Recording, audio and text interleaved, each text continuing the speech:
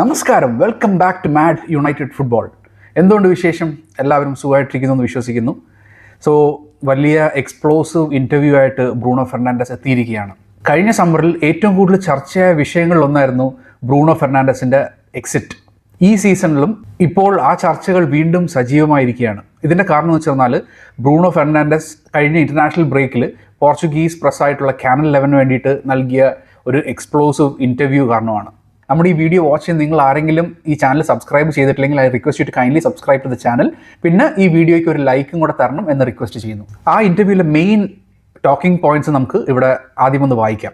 Looking back on the Al Hilal interest in a new interview recorded a few weeks ago, he said on United stance, "From the club, I felt it was, if you go, it's not so bad for us. It hurts me a bit. More than hurting me, it makes me sad. I am a player that no one can criticize. I'm always available. I always give my best. I could have left in the transfer window. I would have earned much more money. I would have won many trophies this season, but I decided not to go, not only for family reasons, but because I genuinely love the club." However, Fernandes told Channel 11, "The club wanted me to leave. I told the directors that I think they didn't have the courage to make that decision because the manager wanted me. But if I said I wanted to leave, even with the manager wanting me to stay, the club would let me go." The person who spoke to me was the president of Al Hilal, who called me directly. Ruben Neves sent me a message saying he wanted to talk to me. They wanted me to play in the Club World Cup with Al Hilal. It was already a love that came from the George Jesus era. He had already called me in 2023. I can't complain. I am very well paid. But obviously, the difference is abysmal. That was never what guided me. If one day I have to play in Saudi Arabia, I will play in Saudi Arabia. My lifestyle will change. My children's life will be sunny after 6 years in Manchester with cold and rain.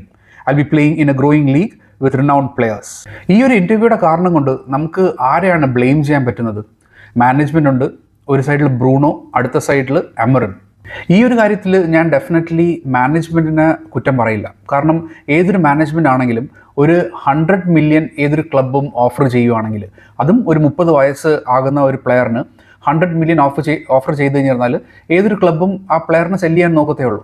കാരണം definitely that would be the last offer ഒരു ക്ലബിന് receive ചെയ്യാൻ പറ്റുന്നത്. ആ player ഒരു 30-32 വയസ്സൊക്കെ കഴിഞ്ഞു കഴിഞ്ഞാൽ ഈ ഒരു ഓഫർ ഒരിക്കലും വരുന്നില്ല. മേ ബി ആ ഓഫർ താന്ന് ചിലപ്പോൾ ഒരു 20 മില്യണിലേക്ക് വരെ എത്തിപ്പെടാം. പക്ഷേ ഇവിടെ നമ്മുടെ മാനേജ്മെൻറ്റ് ഒരു മാന്യത കാണിക്കുകയും കൂടെ ചെയ്തു. അവർ ബ്രൂണോനെ ഫോഴ്സ് ഔട്ട് ചെയ്തില്ല. ഓക്കെ മതി, സേവനങ്ങൾ മതി, നിർത്തിക്കോ എന്നുള്ള ലെവലിൽ പറഞ്ഞിട്ടില്ല. ക്ലബ്ബ് മറിച്ച് പറഞ്ഞതെന്ന് വെച്ചാൽ it is the player who will have to decide. അങ്ങനത്തെ ഇതിലാണ് ഡെസിഷൻ ബ്രൂണോയുടെ ഭാഗത്തേക്ക് വരുന്നത്. അപ്പോൾ ബ്രൂണോ തീരുമാനിച്ചു, ഓക്കെ ഐ വിൽ സ്റ്റേ. ആ കാരണം മെയിനായിട്ട് അങ്ങനത്തെ ഒരു ഡെസിഷൻ എടുക്കാനായിട്ടുള്ള ഒരു കാരണം എന്ന് വെച്ച് പറഞ്ഞാൽ അമറിമിൻ്റെ ഒരു എന്താ പറയുക, ഒരു ഇൻട്രസ്റ്റും കൂടെ അവിടെ ഉണ്ടായിരുന്നു. അമറിം വാണ്ടഡ് ബ്രൂണോ ടു സ്റ്റേ. അതുകൊണ്ട് ബ്രൂണോ സ്റ്റേ ചെയ്തു എന്ന് വേണം നമുക്കിവിടെ അനുമാനിക്കാനായിട്ട്. ഇവിടെ ബ്രൂണോനെയും നമുക്ക് ബ്ലെയിം ചെയ്യാനായിട്ട് സാധിക്കില്ല. കാരണം ഏതൊരു പ്ലെയറിൻ്റെയും ഇൻട്രസ്റ്റ് ആണ് ഒരു ക്ലബ്ബിൽ കളിക്കുക എന്നുള്ളത്. So he had dedicated 6 years for the club. ബ്രൂണോയുടെ ഫാമിലി ഓൾറെഡി സെറ്റിൽഡ് ആണ്, കുട്ടികൾ ഇവിടുത്തെ സ്കൂളുകളും കാര്യങ്ങളൊക്കെ പോയിക്കൊണ്ടിരിക്കുകയാണ്. അപ്പോൾ he wanted to stay and that to a very big club. എനിക്ക് ചോദ്യം അമറിമിനോടാണ്. കാരണം ഈ ഒരു സാഹചര്യത്തിൽ അമറിമിന് അറിയാം, അമറിം ഒരു പ്രത്യേക സിസ്റ്റം കളിക്കുന്ന ഒരു വ്യക്തിയാണ്. ബാക്ക് 3 പിന്നെ ഒരു ഡബിൾ പിവോട്ട് കളിക്കുന്നതാണ്. അപ്പോൾ ഈ ഒരു സിസ്റ്റത്തിൽ ഡബിൾ പിവോട്ട് കളിക്കാനായിട്ട് ബ്രൂണോ ആപ്റ്റ് ആകും എന്ന് അമറിം ചിന്തിച്ചെടുത്തുനിന്നാണ് ഈ ഒരു ഇഷ്യൂ തുടങ്ങുന്നത് തന്നെ. കാരണം കഴിഞ്ഞ സമ്മറിൽ നമ്മൾ എംബൂമോനെയും മത്യാസ് കുഞ്ഞിനെയും സൈൻ ചെയ്തപ്പോൾ ലൈക്ക് വേൾഡ് വൈഡ് പണ്ഡിറ്റ്സും കളി അറിയാവുന്ന ആൾക്കാർ വിലയിരുത്തുന്നവർ എല്ലാം ചോദിച്ച കാര്യമാണ് ഈ ഒരു ടീമിൽ ബ്രൂണോ എവിടെ കളിക്കും എന്നുള്ളത്. കാരണം ബ്രൂണോന് പ്രത്യേകമായിട്ട് ഒരു സ്പേസ് ഇല്ല. കാരണം ഡബിൾ പിവോട്ടിൽ കളിക്കുന്ന ഒരു പ്ലെയർ അല്ല Bruno, because it is not his natural position.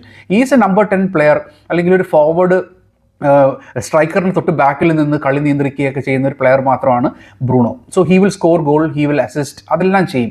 പക്ഷേ ഒരു ഡബിൾ പിവോട്ടിൽ നിന്ന് കളിക്കുന്ന ഒരു പ്ലെയർ അല്ല എന്ന് അമറിമിന് അറിയാം. But still he wanted Bruno to play in that position. അപ്പോൾ അങ്ങനത്തെ ഒരു സാഹചര്യത്തിൽ ഇതിൽ ബ്ലെയിം കൂടുതൽ വരുന്നതെന്ന് വെച്ച് പറഞ്ഞാൽ അമറിമിൻ്റെ ഭാഗത്താണ്. കാരണം he wanted Bruno to stay. ഇപ്പോൾ ഇതൊരു പേഴ്സണൽ ഫേവറിറ്റിസം ഇവിടെ ഉണ്ടോ എന്ന് ചോദിച്ചു കഴിഞ്ഞാൽ ചിലപ്പോൾ നമുക്കത് പറയേണ്ടി വരും. ഫേവറിറ്റിസം ഉണ്ട്. കാരണം ബ്രൂണോ സെല്ല് ചെയ്തിട്ട് ആ ഒരു 100 million മാഞ്ചസ്റ്റർ യുണൈറ്റഡിന് കിട്ടിയിരുന്നെങ്കിൽ V could have bought A midfielder, ഒരു പ്രോപ്പർ മിഡ്ഫീൽഡറിനെ നമുക്ക് ആ ഒരു പൊസിഷനിൽ കൊണ്ടുവരായിരുന്നു. അപ്പോൾ നമ്മളിപ്പോൾ ഫേസ് ചെയ്യുന്ന ഇഷ്യൂസ് പലതും ഒരു 50% അറ്റ്ലീസ്റ്റ് നമുക്ക് കുറയ്ക്കാൻ പറ്റുന്ന ഒരു സാഹചര്യമായിരുന്നു ആ 100 million കിട്ടിയിരുന്നെങ്കിൽ. ഫോർ എക്സാമ്പിൾ ഒരു ബലേബനെ കൊണ്ടുവരികയോ അല്ലെങ്കിൽ ഒരു ആൻഡർസൺ അങ്ങനത്തെ ഉള്ളൊരു പ്ലെയറിനെ 100 million കൊണ്ട് വരുമായിരുന്നെങ്കിൽ നമ്മുടെ പകുതി പ്രശ്നങ്ങൾ അവിടെ തീർന്നു. പിന്നെ കാസമീറോയുടെ കാര്യം നോക്കിക്കഴിഞ്ഞാൽ നമുക്ക് അറ്റ്ലീസ്റ്റ് കാസമീറോവും ബ്രൂണോന് പകരം വരുന്ന ഒരു പ്ലെയറിനെ നമുക്ക് അവിടെ കൂട്ടിക്കഴിഞ്ഞിരുന്നാൽ ഒത്തിരി ഡിഫറൻസ് ആ ടീമിലേക്ക് വരും. അല്ലെങ്കിൽ ഈ കാര്യത്തിൽ മറിച്ചൊരു ഭാഗം കൂടെ ഞാൻ ചിന്തിക്കുന്നതെന്ന് വെച്ച് പറഞ്ഞാൽ ബ്രൂണോനെ കീപ്പ് ചെയ്തിട്ട് കാസമീറോനെ സെല്ല് ചെയ്യുന്ന ഒരു ഓപ്ഷൻ അവിടെ ചെയ്യാമായിരുന്നു. കാരണം കാസമീറോയുടെ അടുത്ത് പറയാം, ഈ ഒരു ടീമിൽ കളിക്കാനായിട്ടൊരു ഫ്യൂച്ചർ ഇല്ല, so you may look out for other club എന്ന് പറഞ്ഞിരുന്നെങ്കിൽ കാസമീറോ ഉറപ്പായിട്ടും പോകും. കാരണം എന്ന് വെച്ചാൽ നമ്മൾ ഡൊമസ്റ്റിക് ടൈറ്റിൽസിന് വേണ്ടിയിട്ട് മാത്രം കളിക്കുന്നതാണ്. അപ്പം നമുക്ക് അധികം ഗെയിംസിൽ കാസമീറോനെ ഇറക്കാനിട്ടില്ല. പിന്നെ ഈ ഒരു പേസി ലീഗിൽ കാസമീറോയുടെ ലിമിറ്റേഷൻസ് എല്ലാം നമുക്കറിയാം. അപ്പോൾ ഒരു കോച്ച് ഫസ്റ്റ് സീസൺ കാസമീറോയായിട്ട് കളിച്ചിട്ട് മനസ്സിലാക്കിയതാണ്, ഇതിൻ്റെ അകത്തുള്ള ഇഷ്യൂസ് മനസ്സിലാക്കിയിട്ട് വീണ്ടും കാസമീറോനെ കീപ്പ് ചെയ്തു. ഇപ്പോഴത്തെ ഗെയിം വെച്ചിട്ട് കാസമീറോ നിൽക്കുന്നത് കൊണ്ട് we are playing okay better. Bruno Casemiro ഇപ്പോഴത്തെ കൂട്ടുകെട്ടിൽ ഓക്കെയാണ്. പക്ഷേ എന്നിരുന്നാലും അതാണോ നമ്മുടെ ഒരു ഫ്യൂച്ചർ എന്ന് നോക്കി കഴിഞ്ഞാൽ അതല്ല. അപ്പോൾ കോച്ച് ചിന്തിക്കേണ്ടിയിരുന്നത് ഫ്യൂച്ചർ ആയിരുന്നു, നോട്ട് പ്രസൻറ്റ്. ഈ പ്രസൻറ്റ് നിൽക്കുന്ന കാസമീറോയും ബ്രൂണോയും അടുത്ത സീസണിൽ ഇവർ രണ്ടുപേരും കാണത്തില്ല. അപ്പം നമുക്കൊരു സക്സഷൻ പ്ലാൻ അവിടെ ഇവർ രണ്ടുപേരും പോയി കഴിഞ്ഞാൽ പുതിയ 2 പ്ലേയേഴ്സിനെ അല്ലേ കൊണ്ടുവരേണ്ടത്. അപ്പോൾ അങ്ങനത്തെ ഒരു പ്ലേയേഴ്സിനെ കൊണ്ടുവന്ന് ഈ ടീമിൽ മിഡ്ഫീൽഡിൽ കളിപ്പിച്ച് പിന്നെ അത് ഒന്ന് സെറ്റായി എടുക്കാനായിട്ട് വീണ്ടും ഒരു സീസൺ കൂടെ എടുത്തു കഴിഞ്ഞിരുന്നാൽ കോച്ചിൻ്റെ സക്സഷൻ പ്ലാനിൽ അവിടെ പൊളിഞ്ഞു. സോ ഇവിടെ ചെയ്യേണ്ടിയിരുന്ന ഒരു കാര്യം എന്ന് പറഞ്ഞാൽ ബ്രൂണോനെ കീപ്പ് ചെയ്യുക, അല്ലെങ്കിൽ കാസമീറോനെ വിടുക, അല്ലെങ്കിൽ കാസമീറോനെ കീപ്പ് ചെയ്തിട്ട് ബ്രൂണോനെ വിടുക. ഇവർ രണ്ടുപേരെയും ഒരുമിച്ച് കീപ്പ് ചെയ്തു. അടുത്ത സീസൺ ആകുമ്പോൾ ഇവർ രണ്ടുപേരും പോകും.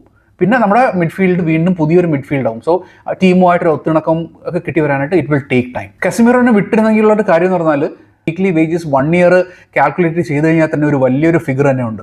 അപ്പോൾ ആ എമൗണ്ട് വെച്ചിട്ട് അറ്റ്ലീസ്റ്റ് ഒരു ബാക്കപ്പ് മിഡ്ഫീൽഡറിനെ നമുക്ക് വാങ്ങിക്കാമായിരുന്നുള്ളൊരു സാഹചര്യമാണ്.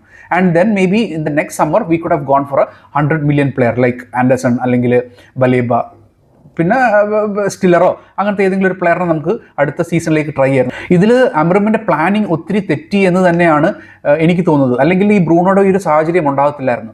ബ്രൂണോനെ കീപ്പ് ചെയ്തിട്ട് കാസമീറോനെ സെല്ല് ചെയ്യാം. അപ്പം ഒരു ഫേമായിട്ട് കുറച്ചുകൂടെ ഗ്രൗണ്ട് കവർ ചെയ്യുന്ന ഒരു പ്ലെയറിനെ കൊണ്ടുവന്നിട്ട് ബ്രൂണോയുടെ ബേർഡൻ കുറച്ചുകൂടെ കുറയ്ക്കാം. ഇപ്പം ബ്രൂണോയും കാസമീറോയും കൂടെ നിൽക്കുമ്പോൾ ബ്രൂണോ കുറച്ചുകൂടെ ഒഫെൻസീവിലേക്ക് പോകുമ്പോൾ മിഡ്ഫീൽഡ് ഓപ്പൺ ആവുന്നു, കാസമീറോയ്ക്ക് ഒറ്റയ്ക്ക് മാനേജ് ചെയ്യാൻ പറ്റുന്നില്ല. അപ്പം അറ്റ്ലീസ്റ്റ് ഗ്രൗണ്ട് കവർ ചെയ്യുന്ന ഒരു പ്ലെയർ വന്നിരുന്നെങ്കിൽ ബ്രൂണോയുടെ ബേർഡൻ കുറച്ചുകൂടെ കുറഞ്ഞ് ഇരിക്കുമായിരുന്നു. ഇവിടെ ബ്രൂണോ പറയുന്നു he wanted to stay to win a Premier League title. അപ്പം എനിക്ക് എടുത്ത് പറയാനായിട്ടുള്ളതെന്ന് വെച്ചാൽ ബ്രൂണോ മാഞ്ചസ്റ്റർ യുണൈറ്റഡ് ടീമുമായിട്ട് ഒരു പ്രീമിയർ ലീഗ് ടൈറ്റിൽ അടിക്കാൻ വേണ്ടിയിട്ട് ഒരു 1-2 yearsൻ്റെ അകത്ത് നടക്കും എന്ന് ബ്രൂണോ വിചാരിക്കുന്നുണ്ടോ? അതിനുള്ള ടീം നമുക്കുണ്ടോ? അപ്പം അങ്ങനത്തെ കാര്യങ്ങൾ നോക്കുമ്പോൾ he should understand that we do not have a team. ഒരു പ്രോപ്പർ ടീമില്ല. പിന്നെ നമ്മളെയും കാട്ടി ഒത്തിരി ബഹുദൂരം മുന്നിലാണ് ആർസണൽ, സിറ്റി, ലിവർപൂളിൻ്റെ ഇഷ്യൂസ് ഇപ്പോഴാണ് വന്നത്. അപ്പോൾ അല്ലാതെ കാരണം അവർ കഴിഞ്ഞ സീസണിലൊക്കെ വിൻ ചെയ്ത ടീമാണ്. അപ്പം ബ്രൂണോ അങ്ങനത്തെ കാര്യങ്ങൾ ചിന്തിച്ചിട്ടുണ്ടെങ്കിൽ, പ്രീമിയർ ലീഗ് ടൈറ്റിൽ അടിക്കണം എന്ന് ചിന്തിച്ചിട്ടുണ്ടെങ്കിൽ ലൈക്ക് നെക്സ്റ്റ് ഒരു 4-5 years ആണ് അതിൻ്റെ അകത്തുള്ള ടാർഗറ്റ്. ഇപ്പോൾ നമ്മൾ സംസാരിച്ച first part of the interview. ഇനിയിപ്പം second part of the interview ഇന്നലെ റിലീസ് ആയിട്ടുണ്ട്. അപ്പോൾ അതിൻ്റെ അകത്തുള്ള മെയിൻ പോയിന്റ്സ് നമുക്കിവിടെ നോക്കാം.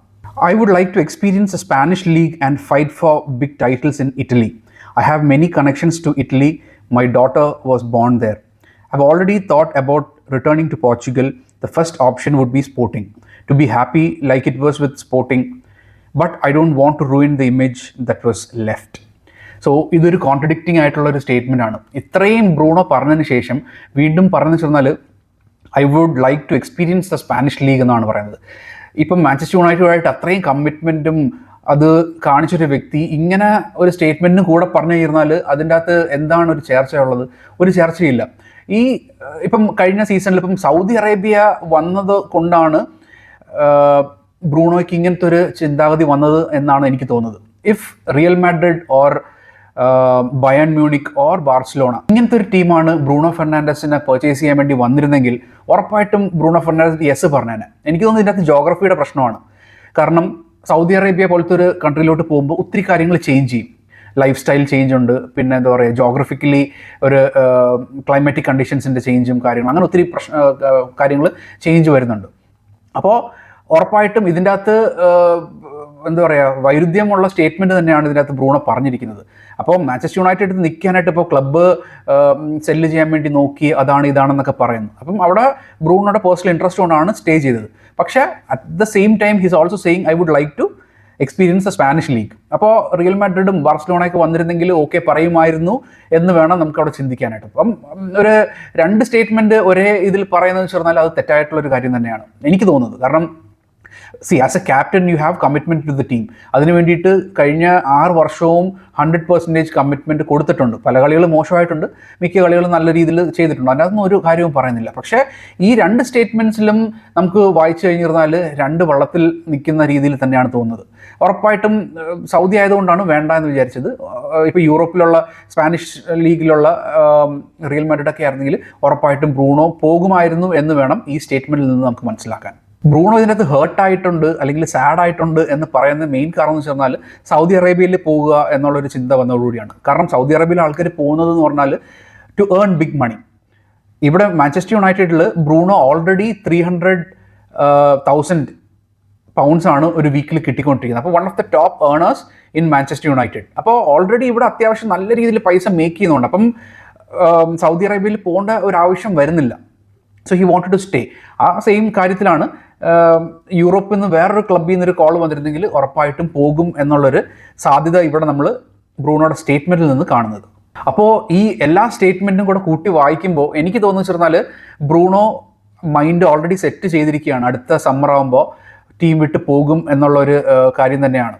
പിന്നെ ക്ലബിനെ ഒരു രീതിയിൽ ചലഞ്ച് ചെയ്തു എന്ന് വേണം പറയാനായിട്ട്. അതായത് മാനേജ്മെൻറ്റ് കറേജ് ഇല്ലാതെ ആയിരുന്നു എന്നുള്ളൊരു വാക്യം അവിടെ ഉപയോഗിക്കുകയും ചെയ്തു. സോ അങ്ങനത്തെ ഒരു വാക്യം എടുത്തിടുമ്പോൾ അത് ക്ലബിനെയും കോച്ചിനെയും ഒരേ രീതിയിൽ ഇഷ്യൂ ഉണ്ടാക്കുന്നൊരു കാര്യമാണ്. കാരണം ക്യാപ്റ്റൻ തന്നെ പറയുന്നു ക്ലബിന് കറേജ് ഇല്ല എന്നെ ടീമിൽ നിന്ന് വിടാനായിട്ട് എന്ന് പറയുന്നുണ്ട്. എനിക്ക് തോന്നുന്നു this is the start of the end four Bruno Fernandes in Manchester United. കാരണം ഇനി അങ്ങോട്ടേക്ക് ഒരു ഫ്യൂച്ചർ കാണുന്ന സാഹചര്യമില്ല. പിന്നെ ഈ ഒരു ഇൻ്റർവ്യൂവിൽ പറയുന്നുണ്ട് ക്ലബിലെ ചില പ്ലെയേഴ്സ്, അതായത് അവർ ഫുൾ കമ്മിറ്റ്മെൻറ്റ് കാണിക്കാതെ മുമ്പോട്ട് പോകുന്നു എന്നൊക്കെ ഉള്ള രീതിയിൽ പറയുന്നത്. അപ്പം മൊത്തത്തിൽ കോച്ചിനെയും പ്ലെയേഴ്സിനെ എല്ലാവരെയും ഒരു എന്താ പറയുക ത്രൂ അണ്ടർ ദ ബസ് എന്നുള്ള ലെവലിലേക്കാണ് ബ്രൂണോ ഇവിടെ എത്തിച്ചിരിക്കുന്നത്.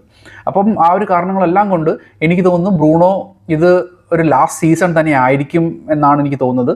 ആൻഡ് ഹി വുഡ് ഇപ്പോൾ നെക്സ്റ്റ് ഓപ്ഷൻ ഇപ്പോൾ യൂറോപ്പിൽ നിന്ന് ഏതെങ്കിലും ഒരു ക്ലബ്ബ് വരുവാണെങ്കിൽ എനിക്ക് തോന്നുന്നു 55-57 മില്യൻ്റെ ഒരു റിലീസ് ക്ലോസ് ബ്രൂണോയുടെ പേരിലുണ്ട്.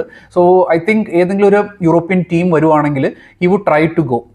മേ ബി സൗദി അറേബ്യയിൽ കുറച്ചുകൂടെ ഒരു 2-3 ഇയേഴ്സ് കഴിഞ്ഞിട്ടായിരിക്കാം സൗദി അറേബ്യയിലേക്ക് ട്രൈ ചെയ്യുന്നത്. ബിക്കോസ് ബ്രൂണോ നമുക്കറിയാം പരിക്ക് വന്നൊന്നും മിസ്സാക്കാത്ത പ്ലെയറാണ്. അത്യാവശ്യം ഒരു 95% of his games at Manchester United കളിച്ചിട്ടുണ്ട് ഇത്രയും വരെ 6 ഇയേഴ്സിൽ. അപ്പം ഒരു മോഡ്രിച്ച് പോലത്തെ ഒരു പ്ലെയറാണ്, ഒരു 40 വയസ്സ് വരെ കളിക്കാനായിട്ട് പറ്റുന്ന ഒരു പ്ലെയർ തന്നെയാണ്. അപ്പം ഇപ്പോൾ ഓൾറെഡി 30-31 ആ റേഞ്ചിൽ നിൽക്കുവാണ്. So he could play in Europe for the next 5 years if he want to. ഒരു 34 വയസ്സ് വരെ 35 വയസ്സ് വരെ യൂറോപ്പിലെ ഏതെങ്കിലും ടോപ്പ് ക്ലബ്ബുകൾക്ക് വേണ്ടി കളിച്ചിട്ട് പിന്നീട് അതിന് ശേഷം സൗദി അറേബ്യയിലേക്ക് ട്രൈ ചെയ്യാം എന്നുള്ളൊരു സാഹചര്യമായിരിക്കാം. അല്ലെങ്കിൽ if he things that okay Saudi Arabia എന്നുള്ളൊരു ഓപ്ഷൻ ഇപ്പം മുന്നിലുള്ളൂ, വേറെ ക്ലബ്ബുകളൊന്നും വന്നിട്ട് റിലീസ് ക്ലോസ് ട്രിഗർ ചെയ്യുന്നില്ല എന്നുള്ളൊരു സാഹചര്യം വരികയാണെങ്കിൽ he might try to move to Saudi may be next summer itself. അങ്ങനത്തെ ഒരു സാഹചര്യമായിരിക്കാം. സോ ഇതിൽ നിന്നൊക്കെ നിങ്ങൾക്ക് എന്താ മനസ്സിലാകുന്നത്? What do you think? What are your comments on this issue? ഇപ്പം ബ്രൂണോ ഇങ്ങനെ പറഞ്ഞത് ശരിയായോ, അതോ ബ്രൂണോ പറഞ്ഞത് കറക്റ്റായിട്ടുള്ളൊരു കാര്യമാണ് എന്താണ് നിങ്ങൾക്ക് തോന്നുന്നത് വെച്ച് കഴിഞ്ഞാൽ kindly put that in the comment section. Okay, thank you so much for watching. Keep supporting. Take care. By.